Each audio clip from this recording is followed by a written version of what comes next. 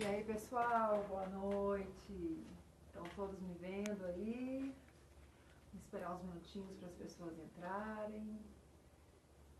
Tô sem minha amiga aqui, Paula, para poder ver se a imagem tá legal, se tá enquadrado. Vou dar um tempinho aí para ver se as pessoas entram.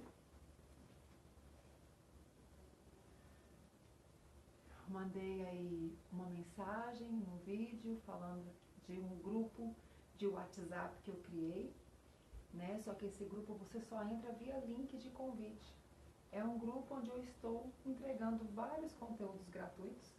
Se você quiser entrar nesse grupo, é um grupo onde não tem bate-papo, não tem bom dia, boa tarde, boa noite, não tem piadinha, não tem corrente, que ninguém aguenta mais, né, gente? É um grupo só para a gente realmente compartilhar conteúdo. E se você tiver interesse, deixa um recadinho aí no meu direct, que eu vou poder te dar esse auxílio aí, incluindo, te mandando esse link de convite, você entra no grupo para receber esse conteúdo gratuito. Inclusive o pessoal que está no grupo já recebeu o e-book dessa live que a gente vai fazer hoje, ok? Quem está aí na sala, vou dar uma olhadinha aqui, gente, licença.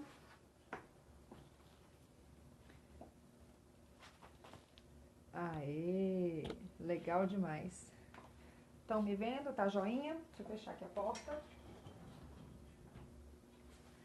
Vamos lá, pessoal. Então a gente vai falar hoje sobre uma comunicação mais assertiva baseada na programação neurolinguística, porque na verdade, para a gente conseguir ser persuasivo nos nossos processos de negociação, e eu falo para vocês que negociar não é simplesmente uma venda.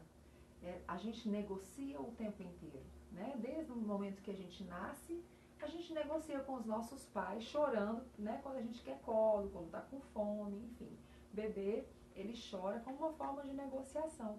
Ele sabe que se ele chorar, ele vai ter atenção. Então a gente começa negociando desde bebê. E aí, durante toda a nossa vida, a gente se vende o tempo inteiro.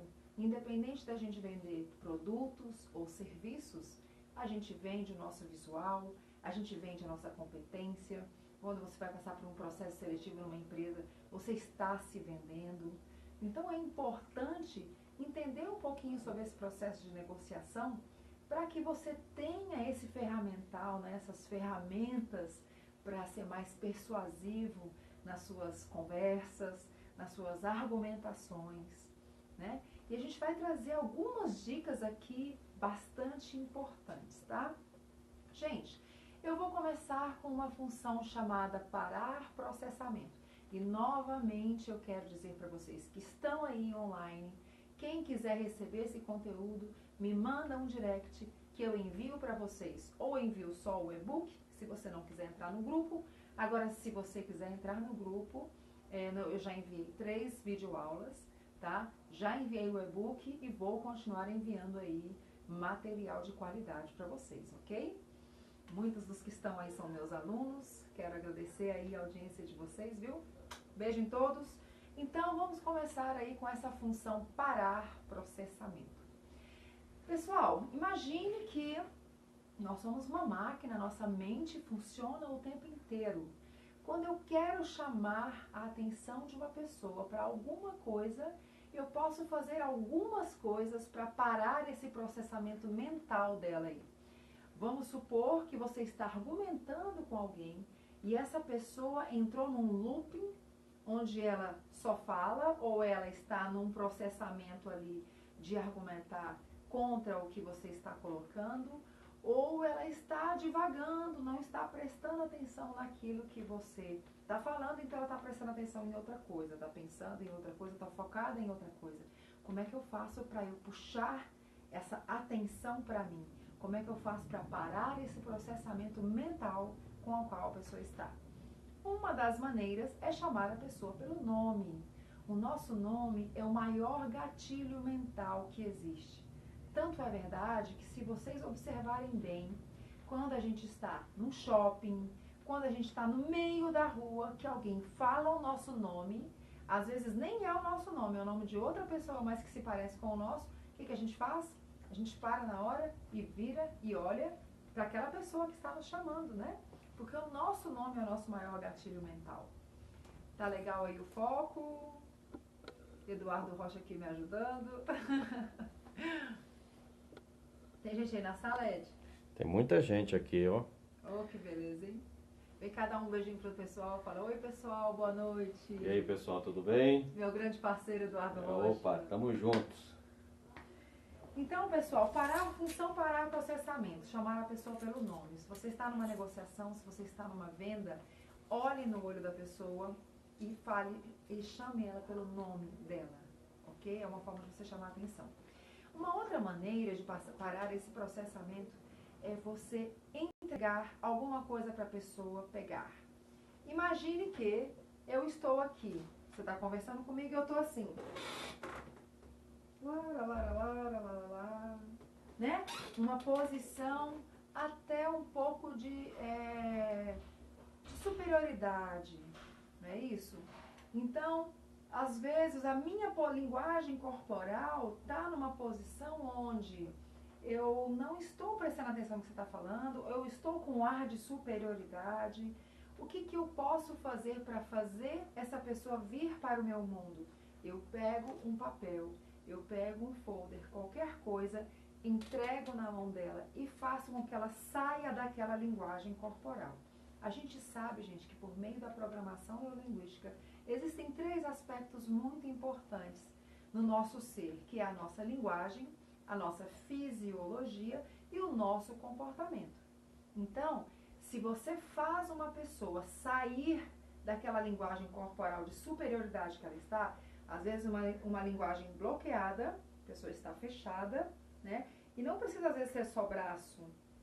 Às vezes a pessoa está numa posição que você vê que ela está numa posição de bloqueio ou numa posição de superioridade. Você pega alguma coisa, entrega na mão da pessoa para que ela se mova na sua direção, para que ela saia daquela linguagem corporal de bloqueio ou de superioridade. Bem, a outra maneira de eu quebrar o padrão mental dessa pessoa é falar algo inesperado, tá? Vamos supor que você está conversando com a pessoa sobre um determinado assunto, ela está discordando de você veementemente, ela não está aceitando o que você está dizendo, e aí, sabe o que você faz? Conta uma piada, fala uma coisa engraçada, fala algo que não tem nada a ver que você ouviu de manhã na CBN, quebra o estado. A gente chama isso na programação neurolinguística de quebra de estado. Ou seja, a pessoa está totalmente focada no argumento dela, no mundo dela, tá ali fechada. Aí você vem com um assunto que não tem nada a ver. Você quebra o padrão, tá? A pessoa dá aquela confusão mental assim na hora, mas ela se desarma. Se for algo engraçado, ela se desarma. Ou se for algo do interesse dela. Tem pessoas que gostam, né, de piadas, tem pessoas que vão gostar disso. Você tem que examinar bastante qual é o jeito da pessoa. Ou então, às vezes, você vem com uma notícia que não tem nada a ver com o fato em si que você está ali conversando. Para isso, você tem que ter observado bem aí o seu interlocutor, a pessoa com a qual você está conversando, para você observar o jeito dela, né? Que é o que a gente chama de rapport. Eu tenho que entrar no mundo da outra pessoa. A programação neurolinguística fala que mapa não é território. Como assim mapa? Quando eu falo de mapa, eu estou falando da representação do mundo de cada um. Eu tenho o meu mapa, você tem o seu mapa. Eu gosto de determinadas coisas, você gosta de outras coisas. Mas se eu quero negociar com você, eu observo o seu mapa para que eu seja parecida com você. Porque nós conversamos, gente, nós nos reunimos por grupos de afinidade. Eu tenho o prazer de conversar com quem pensa parecido comigo, até com quem se veste parecido comigo, com quem fala parecido comigo. Isso é o rapport. Então, quando eu quero convencer alguém de algo, eu me faço parecida com ela. Eu observo o jeito dela, a linguagem corporal, o volume da voz, a velocidade da fala, né? Se a pessoa é mais agressiva, se a pessoa é mais, tem uma velocidade maior na fala, né? Eu vou fazer igual. Agora, se é uma pessoa mais calma, mais tranquila, eu também vou fazer esse rapport com ela, porque é essa a linguagem que ela entende. Então, eu tenho que me parecer com a outra pessoa. Depois, por curiosidade, entrem no Google Imagens, Escrevam Obama.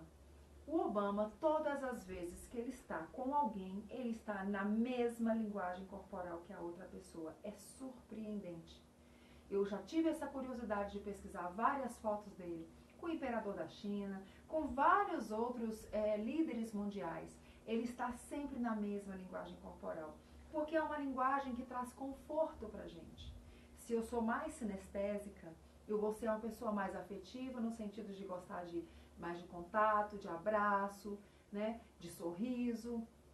Eu vou gostar mais desse contato. Agora, se eu não sou sinestésica, eu não vou gostar tanto e também não vou gostar que a pessoa insista, né, que invada meu território, invada o meu mundo. Então, por isso é tão importante a gente observar, né? E as pessoas nos dão pistas o tempo inteiro, porque a linguagem corporal, gente, ela não mente nunca.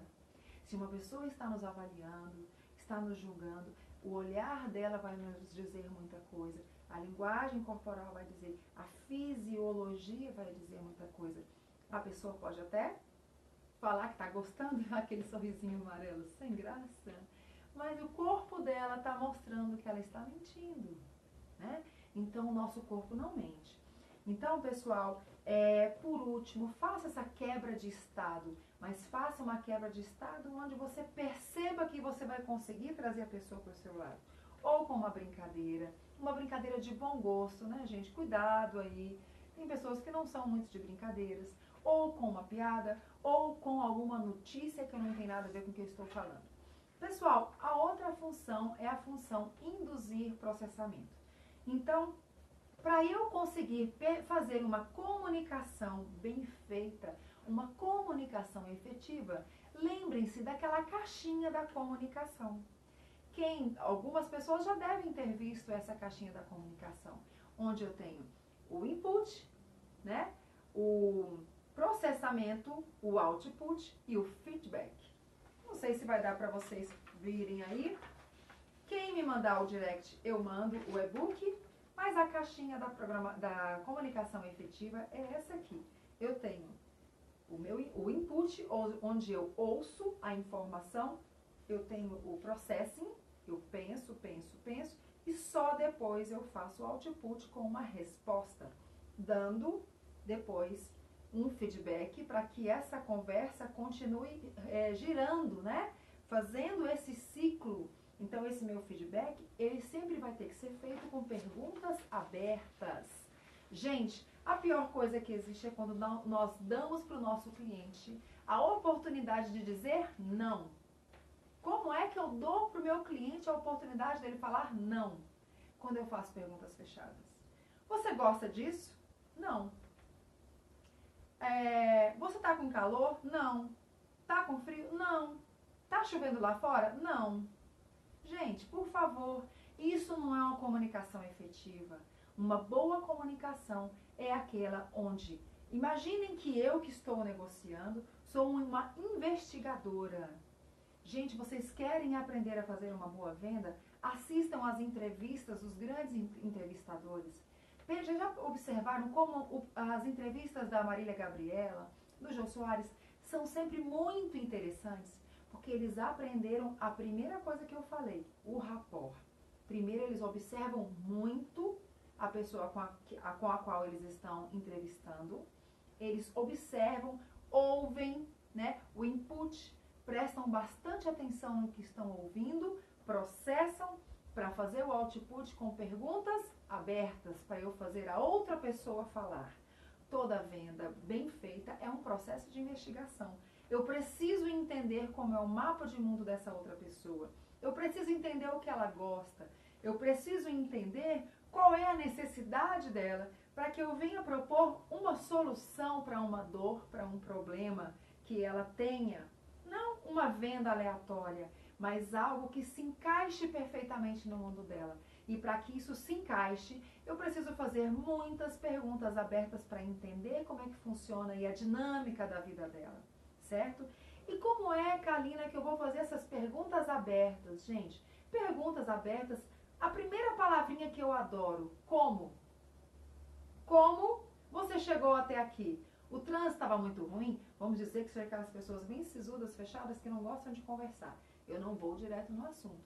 Vou fazer ela conversar primeiro, vou criar o rapport primeiro, que no passado a gente chamava de quebra-gelo. Então, eu vou começar a fazer ela falar.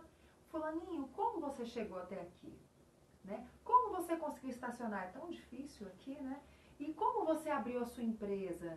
Você chega no escritório da pessoa, tá cheio de fotos de filhos, de crianças, você já percebe que a pessoa é uma pessoa muito envolvida com a sua família. Nossa, que lindo, são seus filhos?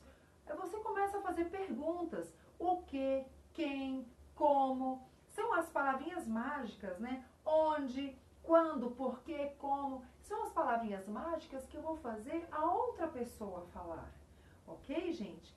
Assim eu vou conseguir ter uma comunicação efetiva onde eu falo, faço perguntas para ele e faço ele ir falando do mundo dele. E a partir do momento que ele está falando, eu estou aqui, ó, com uma atenção, uma escuta ativa, para que eu consiga trazer elementos da fala da pessoa para a minha venda. E o que é isso? A gente chama isso de parafrasear com o cliente. Gente, como é que eu vou parafrasear com o meu cliente? Quando eu repito o que ele falou, usando até as mesmas palavras, porém com uma interpretação diferente daquela que ele trouxe. Mas ele ouve e fala, quem falou aquilo fui eu, não foi ela. Entenderam aí o pulo do gato? Você presta bastante atenção no que a pessoa fala. A gente chama no marketing digital de word mapping, que são as palavras que a pessoa mais utiliza. Então, se eu tenho uma pessoa que é servidora pública, ela vai utilizar um word mapping. Se eu tenho uma pessoa que é empreendedora, ela vai utilizar outro word mapping. Se é uma pessoa mais nova, se é uma pessoa, né, de uma idade mais avançada, cada pessoa vai ter o seu estilo de comunicação, o seu word mapping. Então, eu presto atenção nas palavras que a pessoa mais fala e eu utilizo as mesmas palavras, que é o rapport, na comunicação, na linguagem falada. E, além disso, eu parafraseio, ou seja, eu pego a mesma coisa que a pessoa falou e devolvo com as mesmas palavras, com uma conotação um pouquinho diferente, levando para o que eu quero negociar. Olha como é interessante, gente, isso. As pessoas, os grandes negociadores, fazem isso o tempo todo, né? É muito interessante. Eu já fui em visitas, em reuniões, e que eu consegui entrar no mapa de mundo tão profundamente da outra pessoa, que quando eu olhei, estávamos eu e ele nos espelhando o tempo inteiro, ou seja, com a mesma linguagem corporal. Então, se a pessoa se aproxima mais, eu me aproximo mais. Se a pessoa está mais recuada, eu também estou mais recuada, para que ela se sinta à vontade. Pessoal, função induzir aceitação. Já fiz rapport, já parafraseei, já fiz o processo de investigação, já fiz calibragem, que é um outro conceito da programação neurolinguística. O que é isso, gente? Por que para algumas pessoas é tão difícil gravar vídeos, fazer lives como eu estou fazendo agora? Gente, no início para mim era terrível, apesar de eu já ser trainer há bastante tempo. Essa frieza de eu não estar olhando no olho de vocês, de eu não estar vendo a resposta corporal de vocês, me incomodava demais. Por quê? Quando eu estou dando treinamento, eu estou calibrando com cada um, olhando para a minha plateia, observando se as pessoas estão gostando do que elas estão vendo, ouvindo, e calibrando e ajustando a minha comunicação, tá? Agora, no vídeo isso é um pouco mais difícil, aí o que eu fico imaginando? Eu fico imaginando uma sala de aula, eu fico imaginando que eu estou olhando para vocês, que eu estou olhando no olho de cada um, né? Porque essa calibragem, ela é super importante. Mas para você que está fazendo uma negociação presencial, você está olhando no olho da pessoa, você está observando a linguagem corporal dela. E você vai se ajustando, fazendo essa dança, né? Se eu falo uma coisa que eu vi que levantou uma barreira, eu, na mesma hora, desfaço aquilo de forma bem sutil e busco uma outra alternativa, uma outra argumentação, uma outra maneira de me colocar. Então, eu estou calibrando o tempo inteiro com a outra pessoa, né? E aí, se eu já fiz o processo de investigação, já estou entendendo bastante desse contexto de vida, desse mapa de mundo, da pessoa com a qual eu estou negociando, se eu já fiz calibragem, fiz rapport, já consegui entrar no mapa de mundo da pessoa, aí, gente, venda praticamente garantida, né? Aí eu vou entrar na função induzir aceitação. Como que eu vou induzir aceitação? Primeira coisa, citar razões emocionais para que a pessoa compre, para que a pessoa feche o negócio. Eu já entrei no mapa de mundo dela, já virei amiga íntima, já virei amiga de infância. Eu já tenho esse poder para poder usar o emocional para tocar o coração da pessoa. Sabe por quê, gente? A gente acha que a gente vende ou compra alguma coisa com base em razões, em motivos racionais. E isso não é verdade. Todos nós tomamos a decisão de comprar algo com o nosso sistema límbico, ou seja, com a emoção. O nosso reptiliano, que é a nossa razão, simplesmente justifica o motivo pelo qual nós decidimos comprar determinada coisa. Então, toda venda é um processo emocional, ok? Fazer pressuposições quanto ao futuro. A gente chama isso na programação neurolinguística de estado futuro, né? De eu ficar estado desejado, visualizações criativas, a pessoa se vê lá na frente fazendo aquilo. Então, se há um imóvel, ela vai se ver dentro dessa casa, desse imóvel.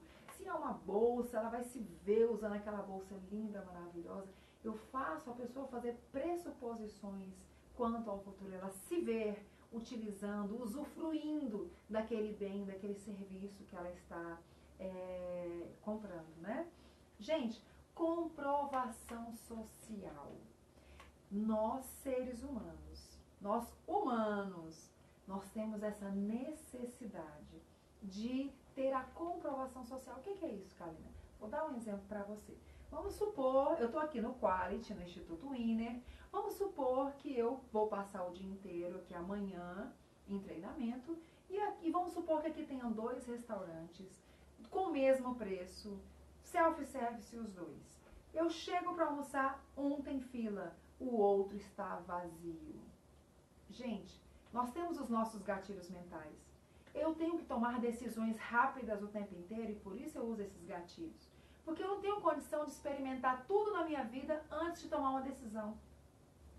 Eu vou olhar, eu tenho horário para almoçar. Eu vou olhar e falar, cara, esse restaurante que está vazio não deve ser bom. Por que um está cheio, o outro é ao lado, tem o mesmo preço, a princípio o mesmo serviço e está vazio? Então, o que é a comprovação social? É isso. O restaurante está cheio, ele é bom. É o que as boates fazem. Vocês já observaram as boates, os pubs? Eles sempre deixam fila de espera na porta. E às vezes o pub está vazio. Mas o que acontece? Quem passa na rua e vê a fila fala, nossa, esse pub está bombando. Gente, empresas aéreas fazem isso. Você vai comprar uma passagem aérea, sempre está faltando, está sobrando apenas 2, 3 cadeiras. Aí você fica desesperado para comprar. E se você comprar e daí a um mês você procurar a mesma passagem aérea, é provável que ainda tenha 2, 3 cadeiras restantes no voo, né? A menos que seja muito em cima da hora. É essa questão da comprovação social. Eu mostro que eu sou muito bom porque muitas pessoas compraram meu produto ou o meu serviço. É a comprovação social. Quando eu vendia seguro de vida, o que eu fazia? Pegava uma pilha de xerox de propostas e eu estava sempre cheia de propostas, como se eu tivesse fechado aquelas propostas naquele dia. E eu colocava na minha mesa ou na mesa do cliente, pedia desculpa, pedia licença, colocava na mesa do cliente para o cliente olhar assim de rabo de olho e falar, nossa, ela já fechou esse tanto de proposta? É a comprovação social. É um gatilho emocional muito forte, tá? Por último, afirmações sequenciais. Gente, existe um estudo que diz o seguinte. Primeira coisa, quando a gente está conversando com uma pessoa que é muito resistente, uma pessoa muito difícil, ou uma pessoa que está muito chateada com o produto ou serviço da minha empresa, a primeira coisa que eu tenho que fazer é concordar com ela. Não é que eu tenho que ser falso, nem mentir, mas eu tenho que encontrar pontos de concordância para que eu traga a pessoa para o meu lado. É como se eu acolhesse a dor dela. É como se eu acolhesse a opinião dela e falasse, olha, você tem razão. Quando a gente faz isso, a gente está baixando a guarda do cliente. Baixando a guarda da pessoa que a gente está negociando. A gente está demonstrando que a gente tem sensibilidade à sua dor, ao seu problema. A gente está mostrando acolhimento. Então, a primeira coisa que eu devo fazer sempre é acolher, concordar, encontrar pontos de concordância. A partir do momento que eu encontrei um ponto de concordância com o cliente, eu começo a trazê-lo para o meu lado, porque eu penso igual a ele se desarma. E aí, eu vou fazer ele fazer uma série de afirmações positivas, né? A afirmação só pode ser positiva. Eu vou fazer ele me dar vários sims, falando coisas óbvias, que eu sei que ele vai responder sim. Então, existe um estudo que diz que se eu faço uma pessoa me dar uma sequência de sims, na hora que eu vou para o fechamento do meu produto, ela tem uma tendência a continuar dizendo sim. Ok? Então, eu falo, sei lá, eu não sei qual é o produto que você vende, mas eu falo coisas óbvias que eu sei que a pessoa vai falar sim. Então, faço ela me dar uma série de sims. E lá no fechamento, eu acabo conseguindo fazer com que ela fale sim, porque ela veio numa sequência de afirmações positivas, afirmações sequenciais. Gente, existem vários tipos de fechamento. Hoje eu estou fazendo um breve resumo aí do nosso treinamento de vendas, que aliás nós vamos fazer um treinamento quinta-feira, lá na Calitec, lá no Pátio Capital, na pós-graduação onde eu dou aula, mas esse é apenas um resumo do que a gente vai falar lá. Agora, uma coisa eu posso adiantar para vocês, o fechamento presumido, que é um dos que eu mais gosto. Quando eu trabalhava com seguro de vida, o que eu fazia?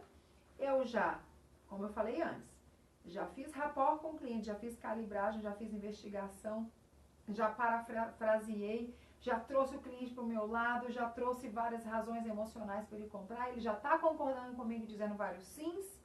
O que eu faço? Eu não pergunto se ele quer comprar.